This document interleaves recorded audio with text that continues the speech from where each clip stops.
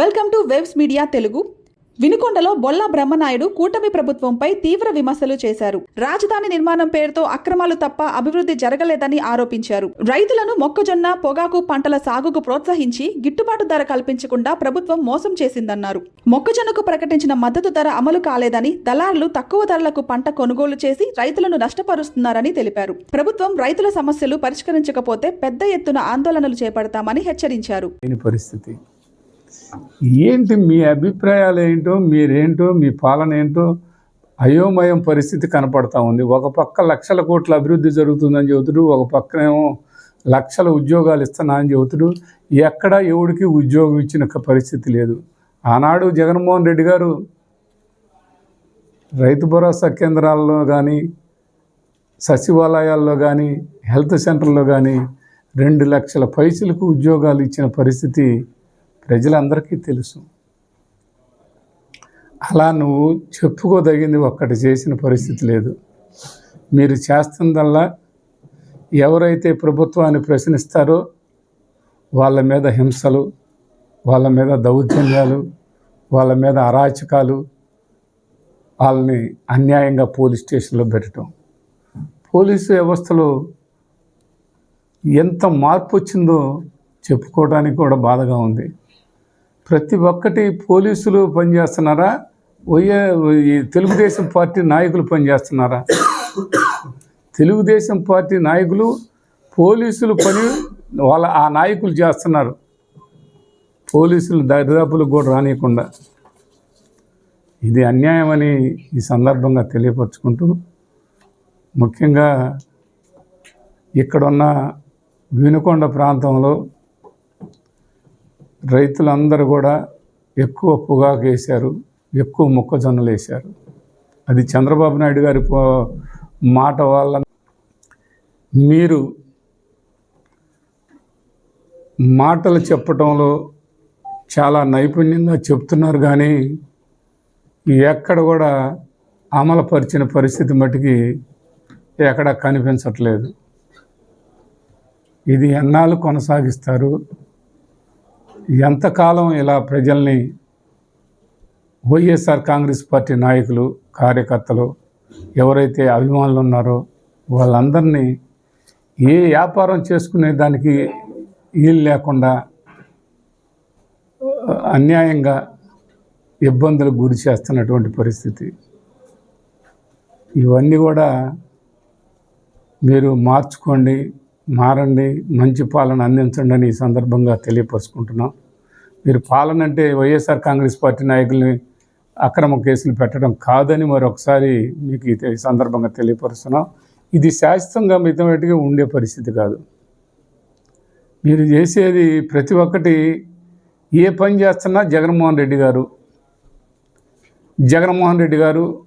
మా పార్టీ ఏమో, వాళ్ళ పార్టీ ఏమో స్వచ్ఛమైన పార్టీ అంట. మీ పార్టీ ఎప్పుడో రథభంగమైంది. మీరు కాంగ్రెస్ పార్టీ మీరే, బీజేపీ మీరే, కమ్యూనిస్టులు మీరే, అన్నీ మీరేనని చెప్తారు. అంత కలగోర గంపలాగా తయారైన పార్టీ మీది. యువతల జగన్మోహన్ రెడ్డి గారి పార్టీని, మా పార్టీ గురించి, జగన్మోహన్ రెడ్డి గారి గురించి గొడ్డల పార్టీలు ఎవరు ఎలా మాట్లాడుతున్నారో, ఏదైనా లేస్తే జగన్మోహన్ రెడ్డి గురించి మాట్లాడటం తప్ప మీరు పని మీద శ్రద్ధ లేదు, పాలన మీద శ్రద్ధ లేదు.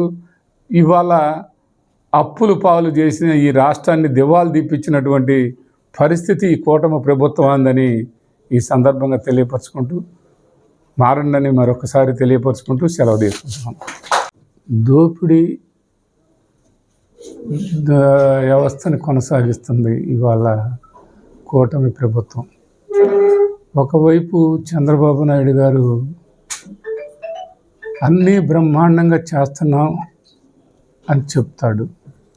ఒకవైపు రైతులకి మీరందరూ వరి పంట వేసుకోకండి, అందరూ అదర్ పంటలు వేసుకోండి, ప్రభుత్వం గిట్టుబాటు ధర ఇస్తుంది, అని చెప్పటం. ఆ అదర పంటలు ఏది, మొక్కజొన్న పంటలు వేసుకున్నారు. మన ప్రాంతమే కాదు, రాష్ట్రంలో చాలా మంది రైతులు చాలా పెట్టుబడులు పెట్టి పెట్టుబడులతో మనం వ్యవసాయానికి పూర్తి స్థాయిలో భార్య బిడ్డలతో సహా వాళ్ళ పుస్తులతో సహా తాకట్టు పెట్టి పెట్టుబడులు పెట్టుకున్నారు. కానీ ఇవాళ మొక్కజొన్నలు 1000 రూపాయలకి ఇస్తారా, 1100 రూపాయలకి ఇస్తారా అని మధ్యలో దళారీలు అడుగుతున్న పరిస్థితి. మార్కెట్ పూర్తిగా డౌన్ అయిన పరిస్థితి. ఈ పరిస్థితిని ఎక్కడైనా మరి 2400 రూపాయలు పెట్టి మేము మద్దతు ధర ఇస్తామని చెప్పిన ప్రభుత్వం ఎక్కడ కూడా మాట్లాడే పరిస్థితి లేదు. ఈ మొక్కజొన్న రైతుల్ని ఏ విధంగా మనం ఆదుకోవాలి, ఆ రైతులకి మనం ఏ విధంగా వాళ్ళని అన్ని విధాల మనం చెప్పిన మాట నిలబెట్టుకోవాలి అని ఎక్కడా చెప్పట్లా. ఎక్కడా మొక్కజొన్నల్ని రైతుల దగ్గర నుంచి తీసుకోవటం జరగల. మేము నిన్న పౌర సరఫరాల మినిస్టర్ గారు చెప్తాడు, మేము ధాన్యం బ్రహ్మాండంగా కొన్నాం, వెంటనే డబ్బులు ఇచ్చామని. నువ్వు ధాన్యం ఎక్కడ కొన్నావు, ఎంత ధాన్యం కొన్నావు, ఎంత ధాన్యం ఇంకా రైతుల దగ్గర ఉంది? ఏదో తాత్కాలికంగా కొన్నాం అనిపించుకునే దానికి కొన్నాం. అదే మాదిరిగా మొక్కజొన్నలు కూడా కొనండి,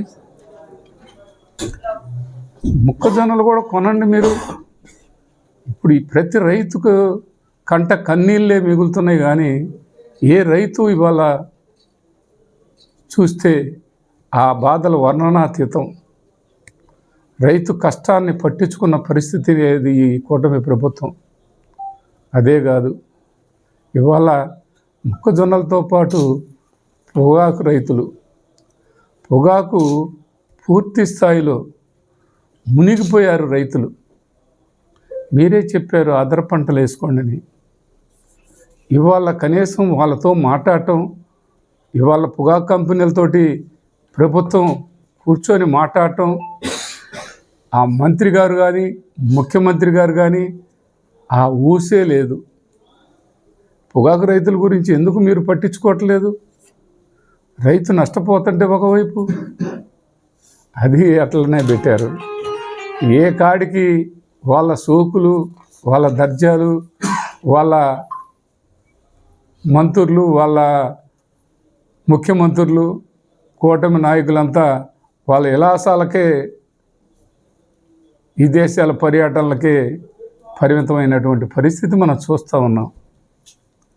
ఇక్కడ చెప్తే 2 సంవత్సరాలు పైబడినా కూడా 2 సంవత్సరాలు పైబడినా కూడా ఒక్క పెన్షన్ ఇచ్చిన దాఖలాలు లేదు. మొన్న చెప్తున్నారు ఇక్కడ మీటింగుల్లో, మేము వెంటనే ఇస్తాం పెన్షన్లు 2 నెలలకి అని చెప్తారు. 2 నెలలు అన్నది 2 సంవత్సరాలైనా దిక్కులేని పరిస్థితి.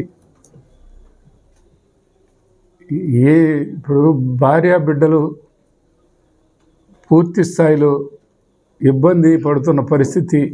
భర్త యాక్సిడెంట్ రూపంలో చనిపోయినా కూడా మీరు ఎక్కడా కూడా దానికి స్పందించిన పరిస్థితి లేదు. అదే కాదు, మీరు ఎప్పుడు మాట్లాడినా మేము బ్రహ్మాండంగా చేస్తున్నాం, బ్రహ్మాండంగా పథకాలన్నీ అమలుపరుస్తున్నాం అని చెప్తారు. ఇదా మీరు అమలుపరుస్తున్న పథకాలు? ఎక్కడ ఏ పథకం నువ్వు నెరవేర్చావు? ఈరోజు చూస్తే జీతాలకు డబ్బులు లేవు అని చెబుతూ ఒక పక్క రాజధానిలో దోపిడీ కొనసాగిస్తున్నారు. ఒక పక్క రాజధాని ప్రాంతం అంతా కూడా మట్టి పనులు, అందరికీ తెలిసిందే. ఆ మట్టి పనులు చేసుకుంటూ మీ నాయకులు, మీరు వేల కోట్లు ఏడ దోపిడీ జరుగుతుందని ప్రజలందరూ చెప్తున్నారు. అక్కడున్న ప్రాంతం వాళ్ళందరూ చెప్తున్నారు. ఈ దోపిడీకి ఎవరు కారణం? ప్రభుత్వం. ప్రభుత్వాన్ని అడిగితే ఆ గొంతు నొక్కేస్తారు. ఎవరు గనక మాట్లాడితే ఆ మాట్లాడిన వాళ్ళని బెదిరిస్తారు. ఎట్లా ఎంతమందిని బెదిరిస్తారు ఇలా? మీ బెదిరింపులకి ఇక్కడ ఎవరు బెదరు. ప్రజలకి మంచి చేయండి, మంచి పాలన ఇవ్వమని చెప్తున్నాం. మీరు పాలనకు బదులు మోసం దగాతోటే రైతుల్ని మరి ఇలా పెన్షన్ తంతువుల్ని కనీసం